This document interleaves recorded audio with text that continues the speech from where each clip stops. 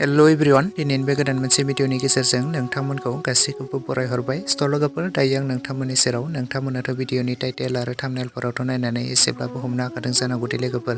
स' दिनैनि भिडिअआ मानि बागै जागोन। थ' लोगोफोर, दायो नोंथांमोननि सेरावहाय मोनसे कमेडि शर्ट मुभिनि सायावहाय आपडेट लानानै फैदों लोगोफोर। नोंथांमोना आबुङै मिथिनो थाखाय भिडिअखौ स्किप खालामाजासे जोबजासिम नायलाङोब्ला जाबाय लोगोफोर। मोनसे शर्ट मुभिनि टाइटेल आरो थाम्बनेलनि मुङानो जादों भाइरेल खालामगोन। ओमफ्राय लोगोफोर, बे मोनसे भाइरेल खालामगोन मुंनि आपकामिं मोनसे शर्ट मुभियावनो जों गाहायै फाव खालामनायखौ नुनो मोनगोन।